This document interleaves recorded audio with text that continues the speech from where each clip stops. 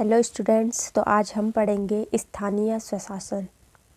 भारत में स्थानीय स्वशासन प्रायः स्थानीय स्वशासन कहलाता है। जो स्थानीय जो शासन होता है उसे हम क्या कहते हैं? स्थानीय स्वशासन कहते हैं। इस पद की उत्पत्ति उस समय हुई थी जब भारत ब्रिटिश शासन के अधीन था और जनता को केंद्रीय अथवा प्रांतीय मतलब क्या है, राज्य से संबंधित किसी भी स्तर पर स्वशासन उपलब्ध नहीं था। जब ब्रिटिश सरकार ने भारतीयों को स्थानीय स्वशासन को संबद्ध करने का निर्णय किया, उसका अभिप्राय जनता को कुछ अंगों में स्वशासन करना प्रदान करना था।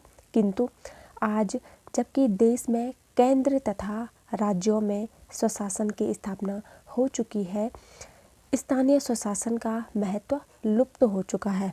वस्तुतः भारतीय संविधान में स्थानीय शासन पद का प्रयोग किया गया है। इसका अर्थ देखेंगे। विज्ञान और एवं प्रौद्योगिकी की प्रगति के साथ मनुष्य का जीवन यापन के लिए आवश्यक न्यूनतम सुविधाओं के संबंध में धारणा भी बदलने लगी है। अतः स्थानीय स्वशासन को जो कार्य करने चाहिए उनमें निरंतर वृद्धि हो रही है। दूसरे शब्दों में स्थानीय स्वशासन का अस्तित्व उन सभी सुविधाओं से है जो आर्थिक, सामाजिक और सांस्कृतिक जीवन को अधिकाधिक अच्छा जीवन बनाने के लिए आवश्यक होती है। स्थानीय स्वशासन का तात्पर्य उस शासन से होता है जिसका संचालन एवं प्रबंध किसी स्थान विशेष के निवासियों द्वारा किया जाता है। जो क्या होती है, ग्रामीण क्षेत्र की अगर हम बात करें तो जो निम्न स्तर होता है वहाँ की जो समस्याएं होती है तो वो लोग क्या करते हैं, आपस में मिलकर उस समस्या का समाधान कर लेते हैं। तो उसे क्या कहेंगे, हमें आगे नहीं जाना पड़ता है, वहीं पर हम उसका समाधान कर लेते हैं। तो जो विशेष जो वहाँ के निवासी होते हैं उनके द्वारा ही उसका समाधान किया जाता है। यदि हम इतिहास को पलटकर देखें तो प्राचीन काल में भी स्थानीय स्वशासन विद्यमान था। सर्वप्रथम कुटुंब से कुनबे बने, कुनबों से समूह बने और समूह ही बाद में ग्राम कहलाए। इन समूहों की व्यवस्था प्रबंधन के लिए लोगों ने कुछ नियम, कायदे, कानून बनाए। जो ये समूह थे उनका प्रबंधन या उसे सही तरीके से चलाने के लिए, वहाँ की जो शासन व्यवस्था है उसको अच्छी तरह से चलाने के लिए इन लोगों ने क्या किया, कुछ नियम और कायदे कानून बनाए।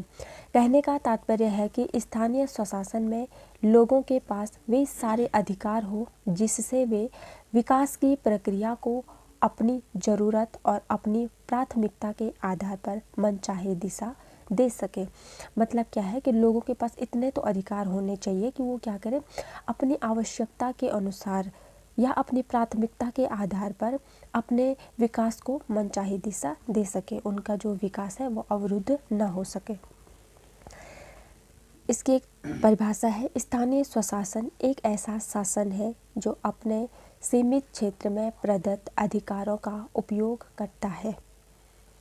एक निश्चित क्षेत्र है, वहाँ के जो निवासी है उनके द्वारा ही क्या किया जाता है, ये शासन किया जाता है। स्थानीय स्वशासन के क्षेत्र को दो भागों में बांटा गया है। पहला है आपका ग्रामीण क्षेत्र और दूसरा है नगरीय क्षेत्र। इसके अंतर्गत भी आप इस प्रकार से इसको देख सकते हैं कि जो ग्रामीण क्षेत्र है उसमें भी 3 अलग भाग बताए गए हैं, ग्राम पंचायत, पंचायत समिति और जिला पंचायत। इसे हम क्या कहते हैं, पंचायती राज व्यवस्था भी कहते हैं। और नगरीय क्षेत्र में आपका आ गया नगर निगम, नगर पालिका और नगर पंचायत। तो ठीक है, ये ग्रामीण क्षेत्र में नगर पंचायत, पंचायत समिति और जिला पंचायत हो गया। और नगरीय में क्या हो गया, नगर निगम, नगर पालिका और नगर पंचायत। स्थानीय स्वशासन की जो आवश्यकता है इसको हम देखते हैं कि स्थानीय स्वशासन में लोगों के हितों की रक्षा होती है तथा स्थानीय लोगों की सहभागिता से आर्थिक विकास और सामाजिक न्याय की योजनाएं बनाई व लागू की जाती है। और ये क्यों सहायक है, इसको हम केवल इसकी हेडिंग ही देखेंगे, इसके अंदर आप लोग खुद भी समझ सकते हैं।